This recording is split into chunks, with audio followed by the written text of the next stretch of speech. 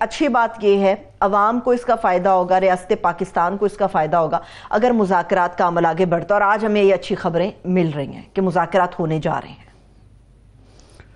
جی مذاکرات تو ہونے جا رہے ہیں، مگر یہ ون سائیڈڈ ہی مذاکرات لگ رہے ہیں۔ جو مذاکرات ہوتے ہیں نا اس میں عموماً کیرٹ اینڈ سٹک ہوتی ہے۔ اب اردو میں اس کا کیا ترجمہ کروں کہ جی گاجریں اور سوٹیاں ہوتی ہیں، مگر یہاں دور دور تک کیرٹ نظر نہیں آ رہی، سٹک کی نظر آ رہی، سوٹیاں نظر آ رہی ہیں کہ سب سے بڑا تو ایک سوٹا نظر آ رہا ہے جنرل فیض صاحب کا جو یہ مقدمہ چل رہا ہے اس کے اندر یہ ایک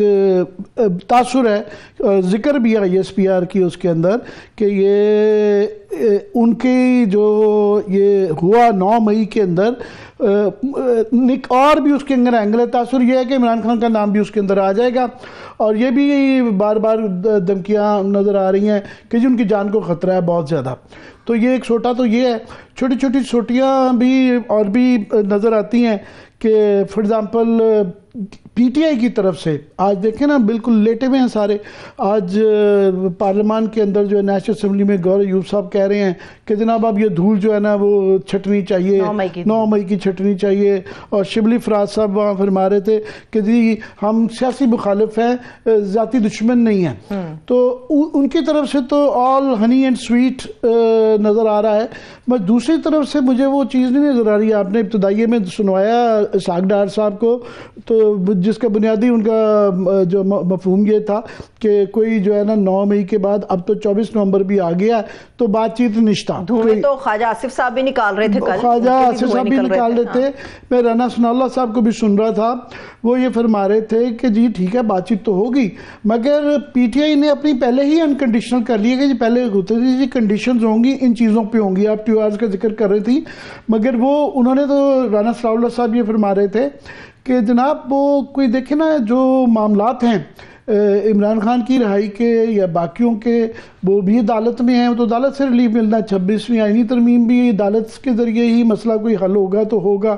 اور جو ہے اس کے علاوہ کوئی 8 فروری کا بھی کہیں ذکر نہیں سن رہے ہیں پی ٹی آئی کی طرف سے، تو اس کو یہ آپ کہہ سکتی ہیں ایزیلی کہ یہ یک طرفہ مذاکرات ہیں۔ مذاکرات کی چل رہی ہیں، ذرائع کے حوالے سے خبریں کہ یا صادق کے گھر کے اوپر اسپیکر کے گھر کے اندر اسود کیسر بھی پائے گئے ہیں، اور شاید سلمان اکرم راجہ بھی ہے، شہباز شریف صاحب کا بھی کچھ 1-2 جگہ ذکر ہے مگر کوئی کنفرمیشن نہیں ہے، ذرائع کے حوالے سے چل رہی ہیں کہ سلمان اکرم راجہ بھی وہاں پہ پہنچے۔ اب پی ٹی آئی کی طرف سے تو یہ نظر آ رہا ہے، مگر دوسری طرف سے وہ رسپانس نہیں آ رہا، بلکہ بہت سخت قسم کی گولہ باری ہو رہی ہے۔ وہ کہہ رہے ہیں جلدی نہیں ہے، اس کو کیا کہیں گے؟ کیپیچولیشن کہیں گے کہ جی یہ گھٹنے ٹیک دیے ہیں پی ٹی آئی نے کہ یہ ون سائیڈڈ ہے، کہ یہاں پہ کیرٹ ہی کیرٹ ہے، سٹک ہی سٹک ہے، کیرٹ نظر نہیں آ رہی یہاں پہ۔ وہ کہہ رہے ہیں ہماری کمزوری نہ سمجھے مذاکرات کو، پی ٹی آئی بھی یہ کہہ رہے ہیں، مگر اس پہ سے مفہوم جو نکل رہا ہے ان کی وہ کہہ رہے ہیں کہ جناب کچھ نہیں ملنا آپ کو۔ اسحاق ڈار صاحب کہہ رہے ہیں کہ جناب اسحاق ڈار صاحب ڈپٹی پرائم منسٹر ہیں، وہ ان کے رشتہ دار ہیں، خاندان کا حصہ ہیں، وہ کہہ رہے ہیں کہ نہیں ہے۔ تو یہ جو آفس ہولڈر ہیں ان کو شاید یہ کہا گیا ہے کہ کہیں سے ملاقات کریں، واڈا صاحب یہ تاثر دے رہے ہیں، تو اگر اس کو آفیشل سمجھا جائے تو باقی پی ٹی آئی کی طرف سے تو وہ گھٹنے ٹیک دیے ہیں کہ یا پتہ نہیں تھک گئے ہیں، ڈر گئے ہیں یا کیا ہے۔ تو ایک دم سے وہ لوگ جو کہ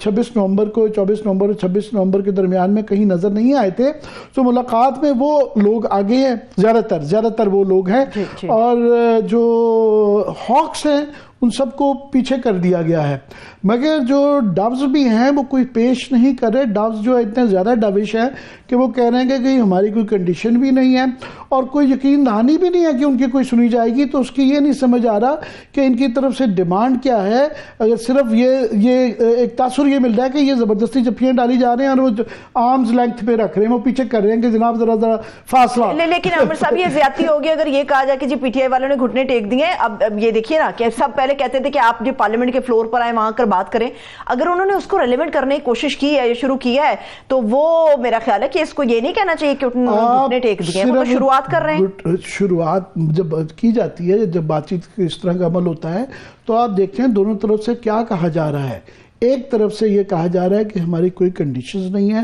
ہم دیکھیں گے، بات کریں گے، کسی سے بھی بات کرنے کے لیے تیار ہیں. دوسری طرف سے کوئی رسپانس نہیں، بلکہ بےزتی کی جا رہی ہے کہ آج ہی کے دن جو ہے پارلیمان کے اندر وہ کہہ رہے ہیں کہ آپ ہمارے ذاتی دشمنی ہیں، مخالف ہیں. پہلے کیا کچھ نہیں پی ٹی آئی کی طرف سے کہا جاتا تھا. یہ شبلی فراز صاحب کہہ رہے تھے. اسی فلور کے اوپر اس دوسری طرف سے اسحاق ڈار، اس پارٹی کے بڑے سینئر آدمی ہیں، ڈپٹی پرائم منسٹر ہیں، کیبنٹ کے اندر سب سے زیادہ طاقتور آدمی ہیں، وہ کہہ رہے ہیں کہ جناب یہ 9 مئی کے بعد جو 24 نومبر ہے اس کے بعد جو ہے نا میں کوئی کسی قسم کی آپ سے بات چیت نہیں ہو سکتی، میں کوئی رول ادا ہم نہیں کر سکتے بالکل بھی. تو آپ ہاں ساتھ میں انہوں نے یہ بھی کہا، انہوں نے کہا آپ کا جو 8 فروری کے حوالے سے انہوں نے کہا آپ ہمارا 2018 کا مینڈیٹ منظور کر لیں